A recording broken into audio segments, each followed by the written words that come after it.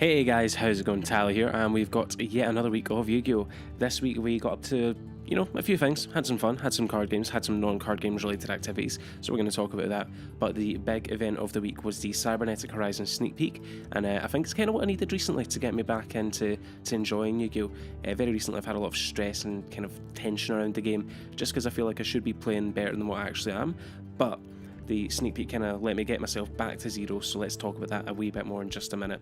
Last Friday I was toying around with the Cyber Dragon deck a little bit more. Honestly, I'm this close to building it, but I just need Engage to go down by like a tenner, just so I can justify it, just a tiny amount.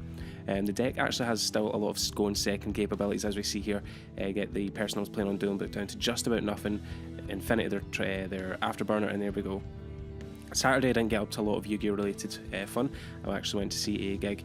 A few of my friends were playing, and I thought I'd go down, pop down. I've not actually been to a gig in ages, so I thought pop in, have a wee chat with everyone and see how they're doing. This band is actually, they're called the Sunny Devils, and they released an album recently, and I've yet to check it out in its full, but from what I've heard I've really enjoyed it, so I'm going to have to go check that out as soon as I'm done recording here, because I actually really love those guys' music. And then moving on to Sunday. Sunday was a pretty chill day, just taking it easy. And again, we were toying around with the Cyber Dragon deck. By this point, I had updated it very slightly to get that Cybernetic Overflow? I think so. And look at that, I get bloody Battle Fader, like, who runs Battle Fader in 2018? And this bit I thought was kind of funny. It just shows my complete ineptitude for Dueling Book and my inability to actually overlay and Xyz summon a monster, just because this actually happens way much more than you'd think. I just completely ruin it every single time. Then moving on to Monday, didn't get up to a huge amount on Monday either, so Monday was Mail Monday, and Monday was actually a day, however, that we got the last two cards I needed for the hero deck to be playable and fully finished in real life, because I decided to change it up a little bit. And what we're going to do is, after this video, after I've had something to eat and I've been to the gym and I've of course listened to that album, I'm going to go make that hero deck profile for you, and a combo video might come, or it might just be included in the hero video, because it's not a super mega combo based deck like Pendulum Magicians is. And then I've completely overstepped. We're on to Wednesday now. Talking about Wednesday, that was the sneak peek that we went to. So everyone had a good time. We had actually some new faces in the shop as well, so it was really good to have some new faces. A fair amount of people came as well compared to what we normally get. We usually get between 8 and 10, and I think this time it was upwards of 16 people came along, which isn't a huge amount, but for a small shop it's busy. And then Wednesday again was just one of those days that we decided to take it easy, because there was a lot of prep going into the sneak peek, so we just took everything really easy, had a good laugh, had a good time, threw Pokeballs at each other a lot. We also had some new product, and so I thought I'd come around and take a wee look at that. Of course I can't look at anything without the camera though, or else did it even happen? I don't think it did. And then we come across my mortal enemy of the night, the Pokeball that just won't feckin' open. So I sped that up a whole lot there, but that was actually about maybe 15 to 20 seconds of me struggling. I just wanted to make it look as if I wasn't so pathetic when it comes to opening a children's toy. And then, because I slagged him a wee bit in the last video, I thought we'd give Tommy a little shout out there, a wee bit of Tommy appreciation time, and Pop-Tarts and Dr. Pepper. I can't even remember what David said there, but I do remember Ross saying, no, you're going to have to cut that out, and I was like, yeah, it's okay, we don't use the audio anyway. And then after I'd fanied about a little bit more, I'd come back to that Baby Shark song playing, and for some odd reason Ross knows the Baby Shark dance quite well, surprisingly well, almost spookily well, so that was fun. Is fun the word? I'm not entirely sure, but again we're back to playing with Pokeballs, and we're just fanning about with Pokeballs. So going on from that, we actually started to get the packs dished out. The packs, I actually got quite lucky. We'll see my pulls in just a minute, but we're seeing everyone's quite chuffed and quite happy with the packs they've got. Speaking of the art though, because I kind of got tongue tied there, I actually do really like the art for, I think it's Cyber's Magician, kind of the new Cyber's Dark Magician counterpart. Not really Dark Magician, but kind of alluding to, paying homage to, giving a little bit of love to. And speaking of giving love to things, I'm not a fan of Contact Gate, neither is Big David there. So Big David just says, nah, not having it, don't want to be tainted by it, and he decided to unsuccessfully rip it into little bits, but he got it into, so that card now cannot be used against him, as per our Lord and Saviour Kaiba's wishes. And then once we actually opened the packs, I got decent pulls. I actually did end up doing fairly well in the sneak peek. Didn't take the mat home though, didn't come first place, but I did come second. But taking a look at the pulls, we got our Ge, which I heard was actually quite important to sneak peeks, pretty much just because it can crash into any big trouble you're having. I also got that Danger Bigfoot, which at the point of pulling it I didn't actually realise was an expensive card, so I'm just kind of like not treating it well at all. I'm just like, get away from me.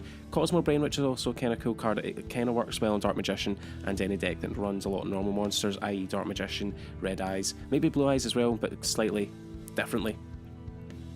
And we also got the, I think it's like the Poison Sword or something, or the Cursed Sword, which is really important because sneak peeks are essentially boiled down to either try and deck your opponent out and stall or beat them and just beat them down.